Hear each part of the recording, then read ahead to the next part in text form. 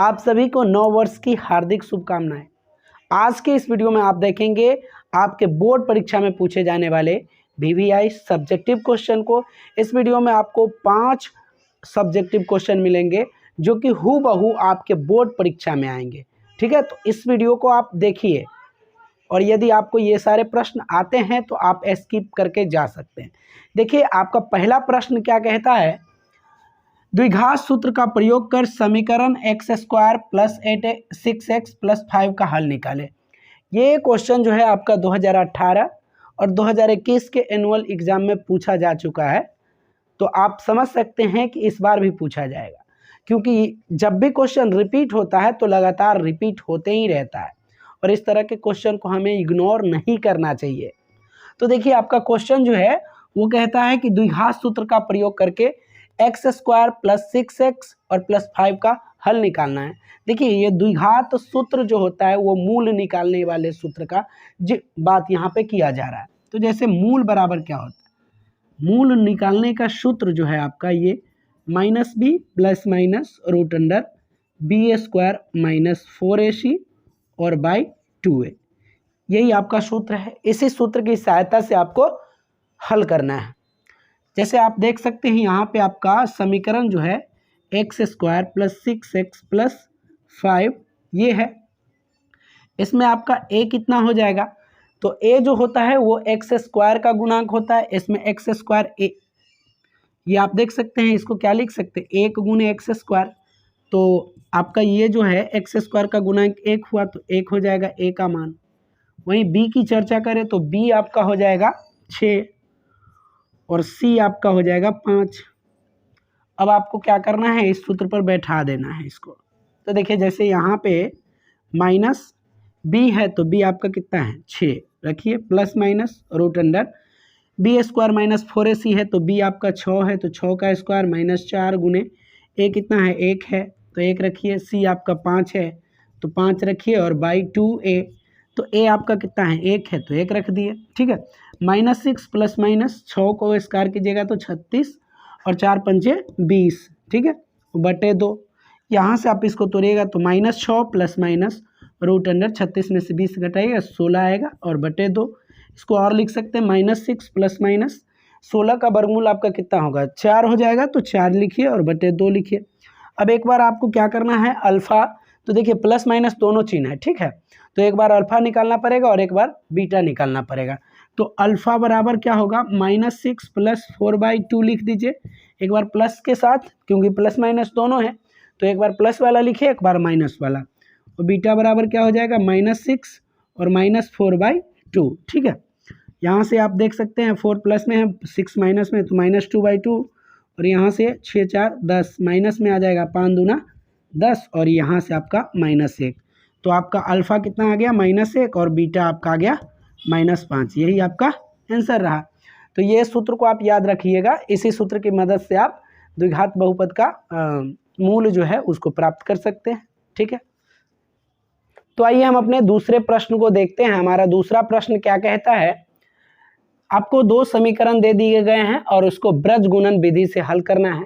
यदि आपको ब्रज गुणन विधि का सूत्र याद नहीं है तो मैं आपको एक ट्रिक बताता हूं जिसकी मदद से आप इसे जिंदगी में कभी नहीं भूल पाएंगे। ये ट्रिक है, देखिए इसका खास ट्रिक है। जैसे इसको लिखते हैं BC, उसके बाद CA, AB, ठीक है, और यहाँ पे आपको 12 21 12 21 12 21 डाल देना है।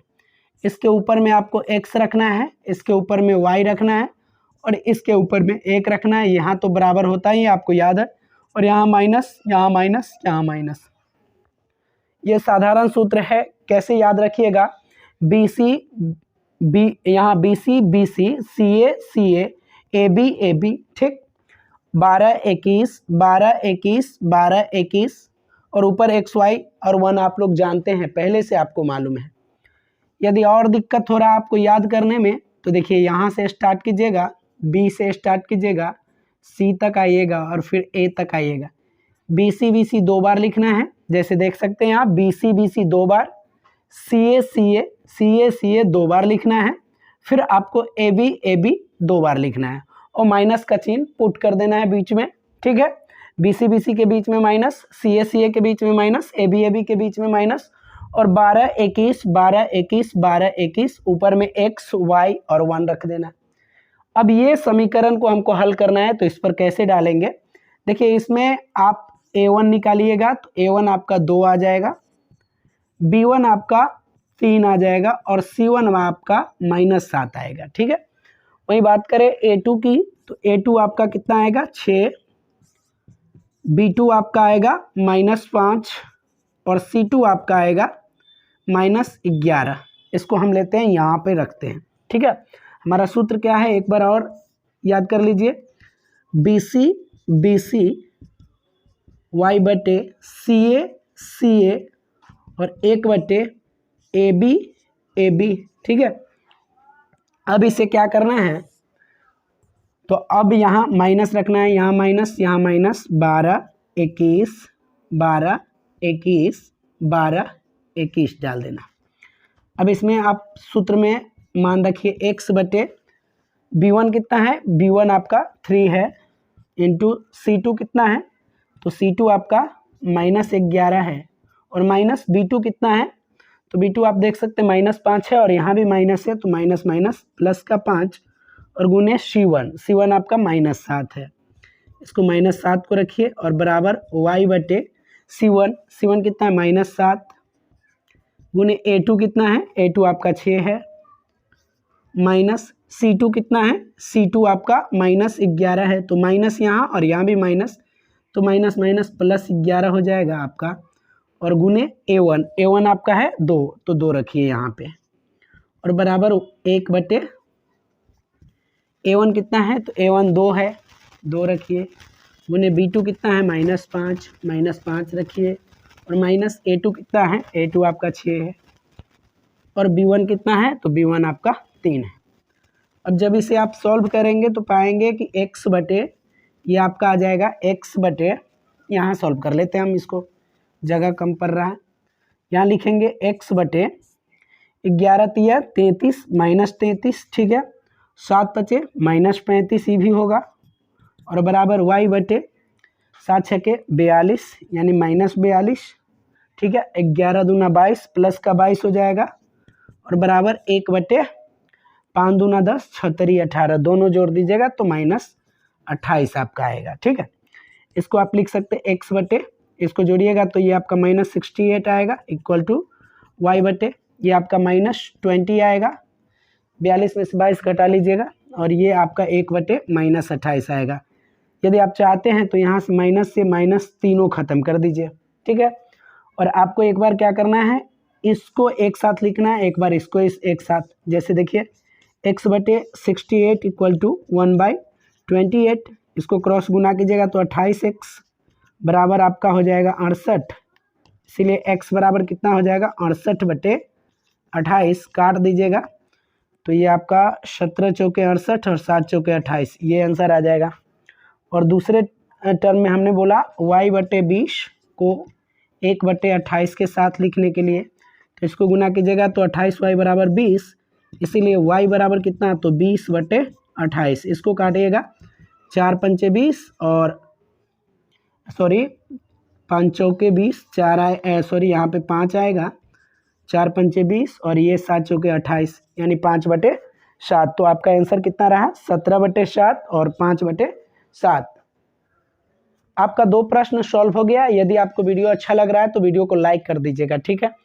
तीसरा प्रश्न आपका क्या कहता है, यदि बहुपद ax² - 6x - 6 के शून्यकों का गुणनफल 4 है तो a का मान ज्ञात करें। देखिए इसके लिए साधारण सूत्र है, एक तो आपको 2 तरह के क्वेश्चन इसमें देखने को मिलेगा, एक शून्यकों का योगफल वाला और एक शून्यकों का गुणनफल वाला। यदि शून्यकों का योगफल वाला पूछेगा, शून्यकों का योगफल वाला यानी अल्फा प्लस बीटा बरा, तो ये -b/a लिखिएगा, और अल्फा इंटू बीटा वाला अभी पूछ रहा तो ये c/a पर बनेगा। अब इसमें देखिए गुणनफल जो है ना, प्रश्न में देखिए अल्फा इंटू बीटा जो आपका कितना दे रखा है, 4 दे रखा है, 4, और c इसका देखिए c/a होता है अल्फा इंटू बीटा, तो सी इसका कितना है -6 और ए इसका कितना है, तो ए यही ए हो जाएगा, ठीक है। और बराबर कितना 4, क्रॉस गुना कीजिएगा इसको, तो 4a बराबर -6, इसीलिए a बराबर कितना होगा -6/4, 3 दूना 6 और 2 दूना 4, यानी -3/2 आपका आंसर हो जाएगा। तो इस तरह आपका ये भी क्वेश्चन सॉल्व हो गया, ठीक है। अब हमारे पास चौथा प्रश्न जो है वो क्या कहता है, त्रिभुज ABC में PQ parallel BC, AB = 8 semi. पहले तो जो कहता है उसको बना लीजिए। देखिए त्रिभुज ABC है तो यहाँ बनाते हैं त्रिभुज ABC, A इसको देते हैं B नाम और इसको देते हैं C। क्या कहता है, ABC में PQ समांतर है BC के, यानी ये हमारा BC है तो इसके समांतर एक PQ है, ठीक है। जिसमें कहता है AP 8 सेमी है, तो ये वाला आपका 8 सेमी है। पूरा AB जो है वो 12 सेंटीमीटर है। पूरा AB कितना है, 12 सेंटीमीटर। तो ये पूरा जब 12 है और ये वाला पार्ट 8 है तो ये वाला पार्ट 4 सेंटीमीटर हो जाएगा, ठीक है। क्योंकि दोनों मिला के कितना है, 12 है, एक 8 है तो दूसरा 4 हो जाएगा। AQ आपको दे रखा है कितना 3x और दूसरा QC कितना है x + 2। देखिए यहाँ पर दे रहा है कि PQ जो है BC के पैरेलल है, ठीक है। PQ क्या है, BC के पैरेलल है, यानी BC समांतर PQ या PQ समांतर BC है। तब क्या होगा कि ये दो त्रिभुज जो है इसके भुजाओं का अनुपात जो होगा वो समान होगा, यानी हम कह सकते हैं कि AP जो है, ये वाला AP जो है वो और बटे PB, AP/PB जो होगा वो किसके बराबर होगा, AQ/QC के बराबर होगा, ठीक है।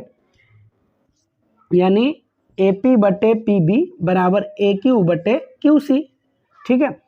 अब यहाँ से देख सकते हैं आप, AP आपका कितना है 8 है तो 8 रखिए, PB आपका कितना है 4 है और बराबर AQ कितना है 3x है और आपका QC x + 2 है।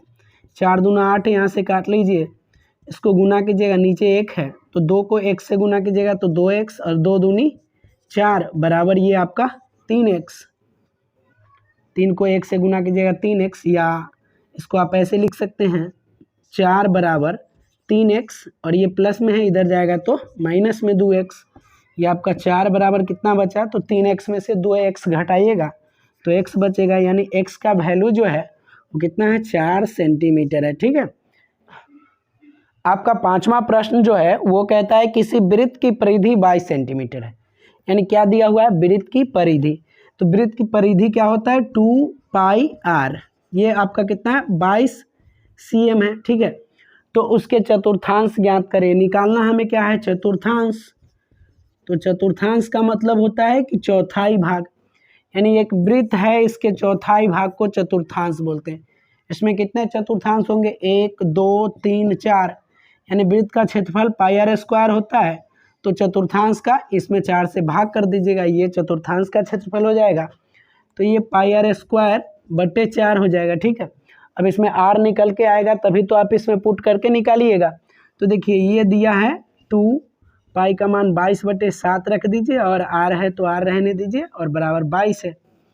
देखिए इसको r बराबर क्या लिख सकते हैं, तो 22 और ये आपका भाग में है, इधर लाएंगे तो गुना में, और ये आपका गुना में है तो 2 गुने 22 आपका भाग में। 22 से 22 को काट दीजिए तो ये 7/2 जो है आपका ये त्रिज्या आ जाएगा, इसमें रखिए पाई है 22/7 r गुने r, यानी r², तो 7/2 गुने 7/2 और उसके नीचे बटे में 4 है तो इसको रख दीजिए।